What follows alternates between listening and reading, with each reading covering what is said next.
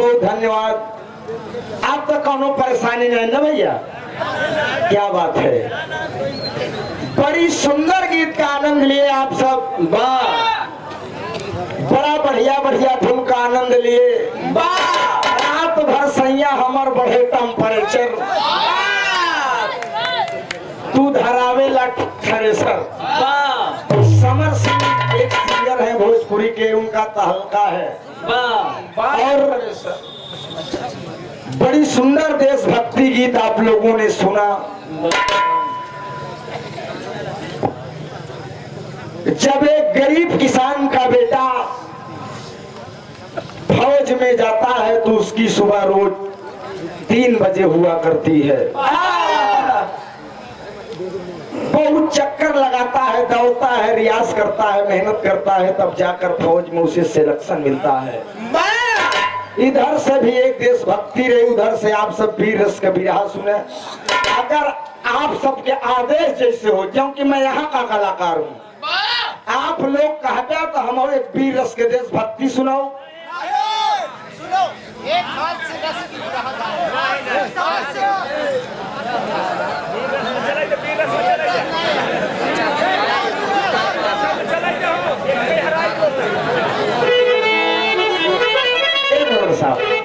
आप सब जितने लोग हैं हम कलाकारों के देवता हैं, वाह। तो जाके दूसरी बार गोड़ धरा, बिल्कुल गोड़ धर्म मेरे भगवान है, मेरे देवता है। हम दोनों लोग आप सबके सेवा में आए दोस्त। अगर दोनों कलाकारों से आप सब मनोरंजन नहीं पाएंगे, बिरहा सुने में आनंद नहीं, कहबा यार 30-40 हजार एकदम बेकार चला गया, दोनों मतलब नहीं रहा। इसलिए आप सबके जैसे आदेश हुई, कमेटी के जैसे आदेश हुई, क्योंकि मैं इलाहाबाद कलाकार, हमारे पास मसाला कभी नहीं है। तो आपन वाला मसाला रहे, दादा वाला अपने, हमारे पास दादा को मसाला बा, हैदरो गुरु को मसाला बा, लाज लहरी को मसाला बा, चाहे एवरेस्ट ला चाहे राजेश।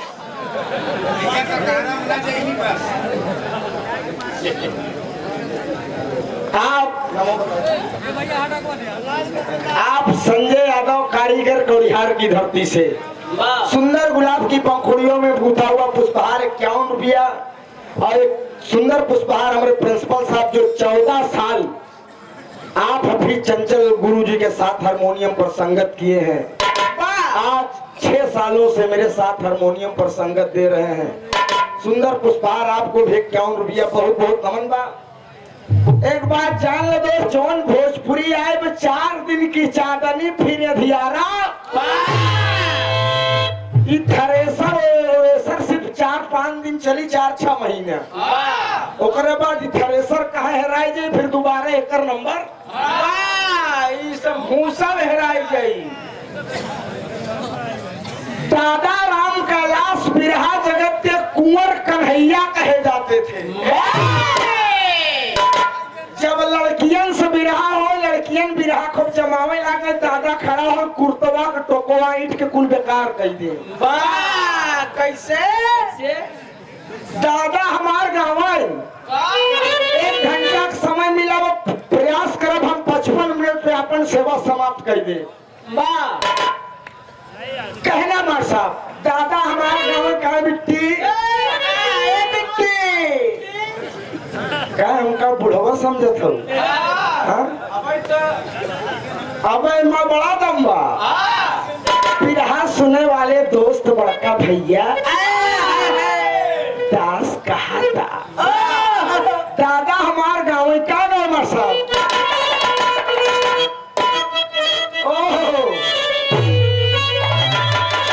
अरे 3:30 बजे, अरे 3:30 बजे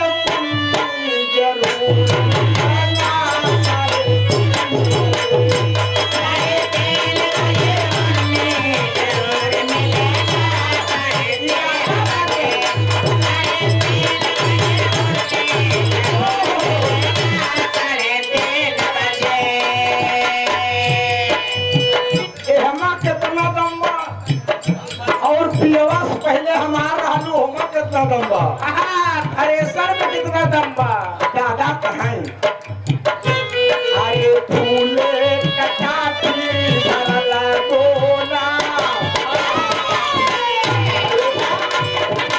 फूले कटाती भरला गोला, चनाइल के लगल बा नजर टोला, गरावाया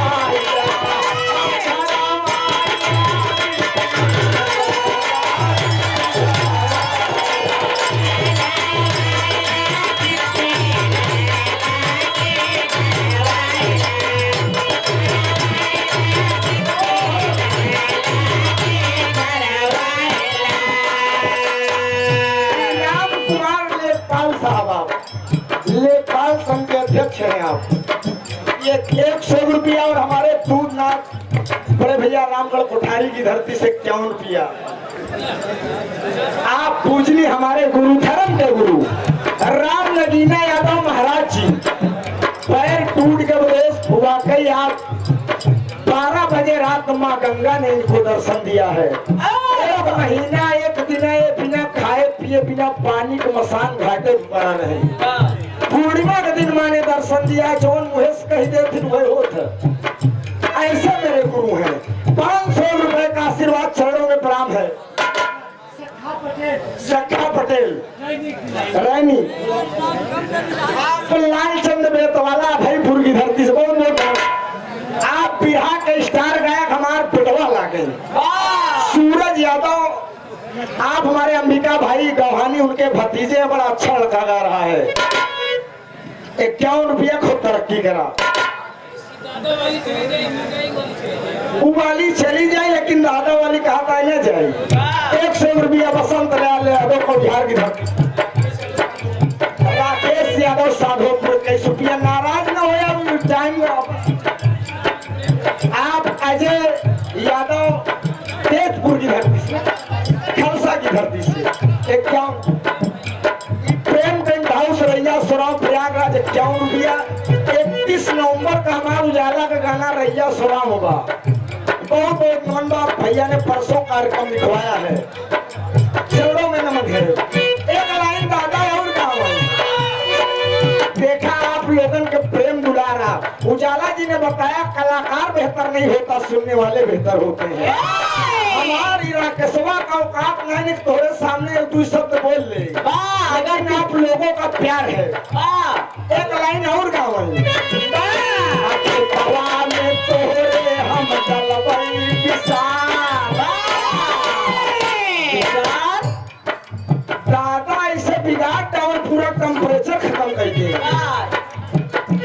अरे खेतवा में तोरे हम डलबई विशाल, कोई जामैया जामई जानई किस्मत तोहार सारे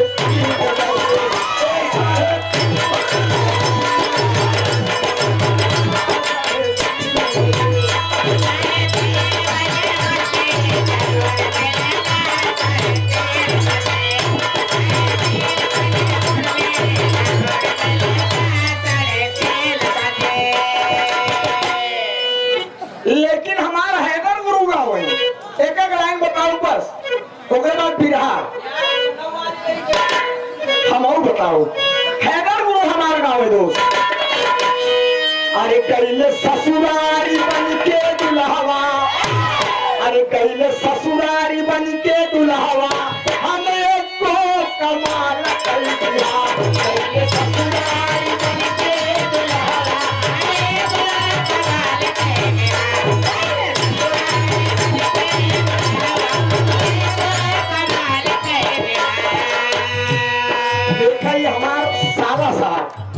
हमारा प्रभुआ में ससुराल हुआ।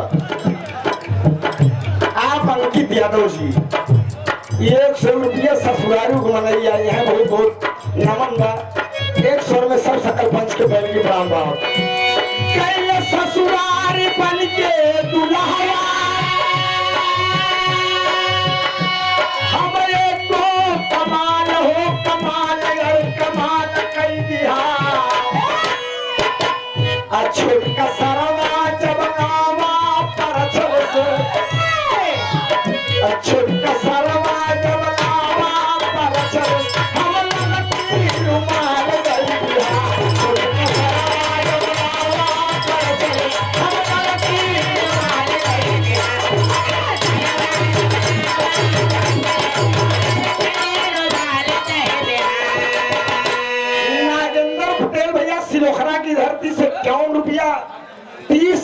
अक्टूबर को घमासान बिरहा मुकाबला, 30 अक्टूबर को घमासान बिरहा मुकाबला सराय ममरेज सागर मार्केट गायक कलाकार ओम प्रकाश सिंह यादव बक्सर बिहार, राकेश यादव प्रयागराज इलाहाबाद। मैं प्रणाम करता हूं, नमन करता हूं।